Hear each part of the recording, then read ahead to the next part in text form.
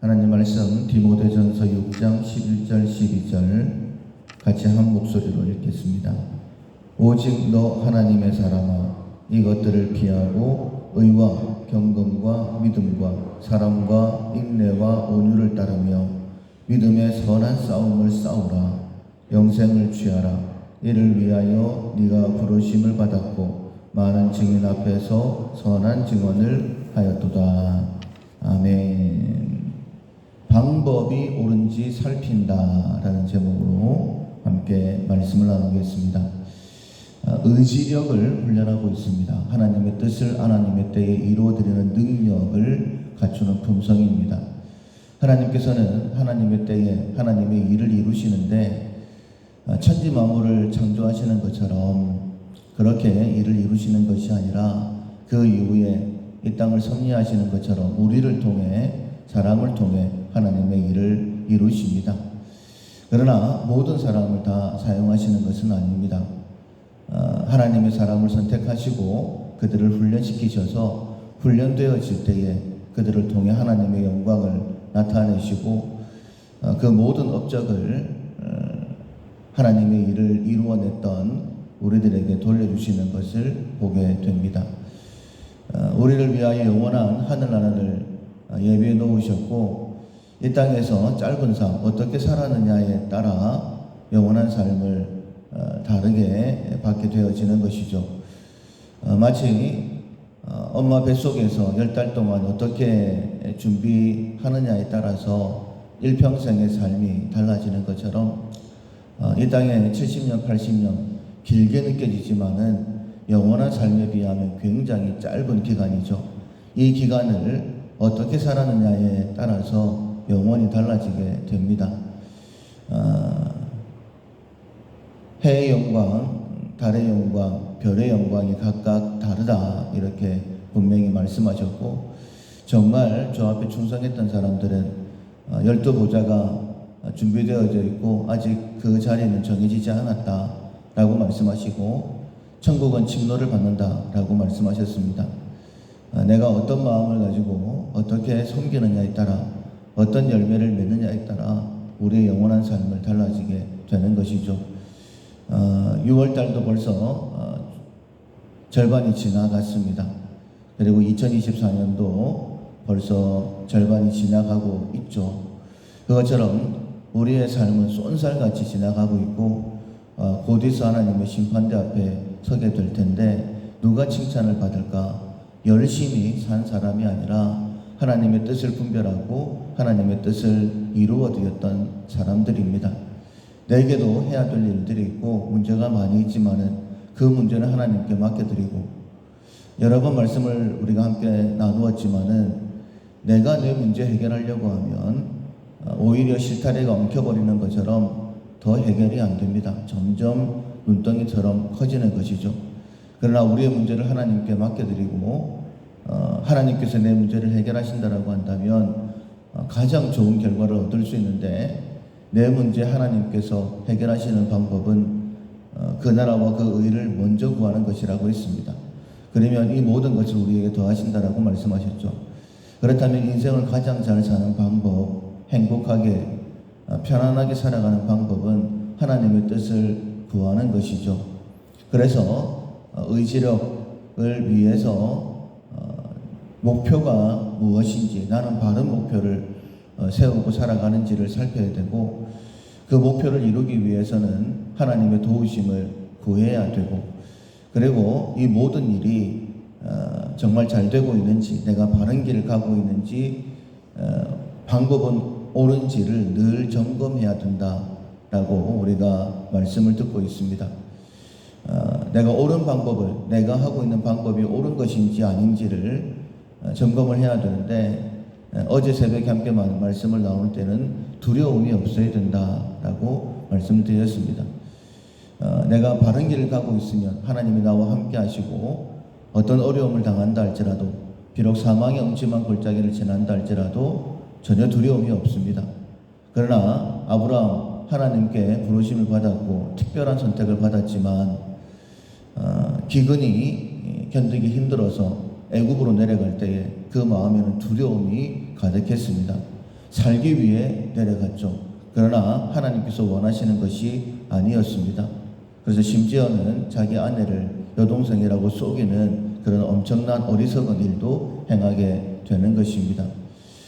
내가 하는 것이 옳은지 아닌지를 반드시 살펴야 되는데, 오늘 본문에 보면 우리를 하나님의 사람이라고 했습니다. 이것들을 피하라 라고 말씀하셨는데, 이것들을 피하는 것은 10절에 보면 돈을 사랑하는 것이다 라고 말씀하셨어요. 세상 사람들은 돈이 전부라고 생각을 하고 돈을 쫓아갑니다. 그렇게 해서는 결코 안 된다 라고 말씀을 하십니다. 내가 사는 방식이 돈을 위한 것인지 건강을 위한 것인지 세상을 위한 것인지는 금방 알 수 있습니다. 그것은 피해라라고 말씀하시고, 의와 경건과 믿음과 사랑과 인내와 온유를 따르며 이렇게 말씀하셨는데, 하나하나 다 살펴볼 수도 있겠지만은 쭉 나열되어 있는 거 보니까는 다 똑같은 것은 아니지만은 사랑의 9가지 열매와 비슷한 것 같습니다. 그러니까 하나님께서 원하시는 것은, 하나님이 사랑의 하나님이시기 때문에 이 모든 것을, 또 사랑의 율법의 완성이기 때문에 사랑인지 아닌지를 살펴보면 될 것 같습니다. 내가 이 일을 행할 때에 하나님을 사랑하고 이웃을 사랑하는 마음으로 하는 것인가? 내가 이렇게 말하고 행하는 것이 저 사람을 사랑해서 하는 것인가?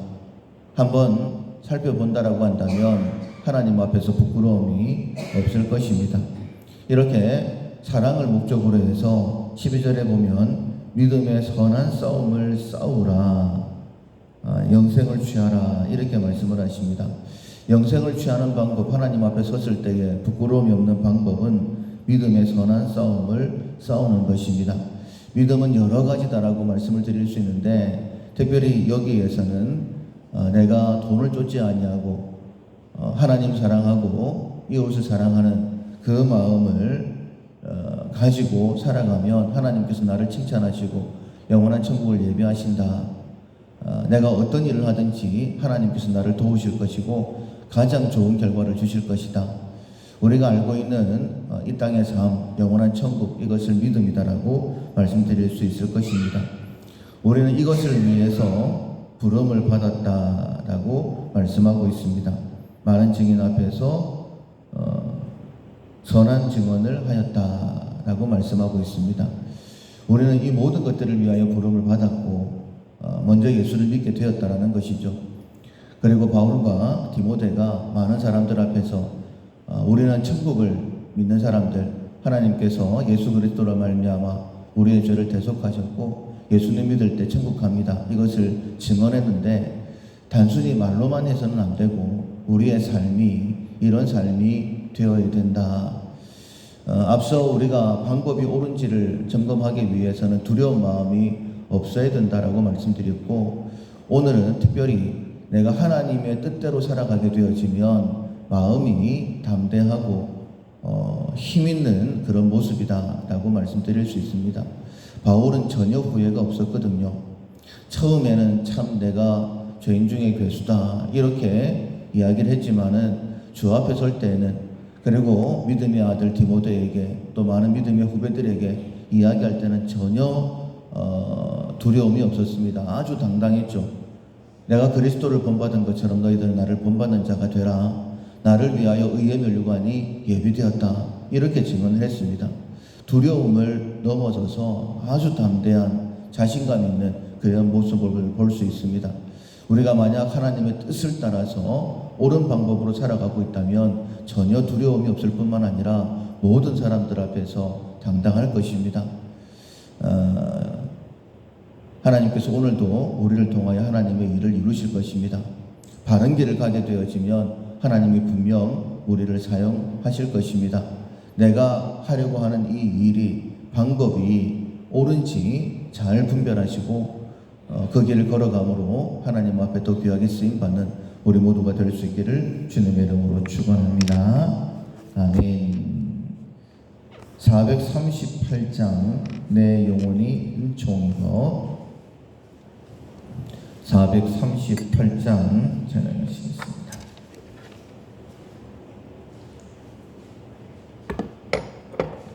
내 영혼이 은총 입어 주한 죄진 벗고 보니 슬픔 많은 이 세상도 천국으로 와도다.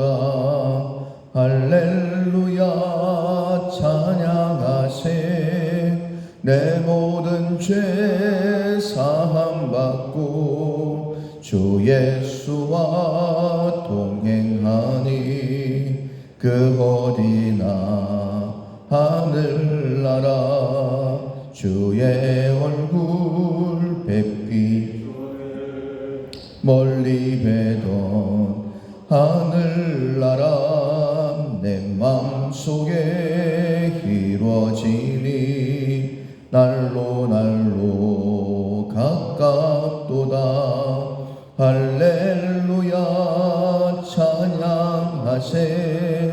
내 모든 죄 사함받고 주 예수와 동행하니 그 어디나 하늘나라 높은 산이 거친 들이 조막이나 궁궐이나 내 주 예수 모신 곳이 그 어디나 하늘나라.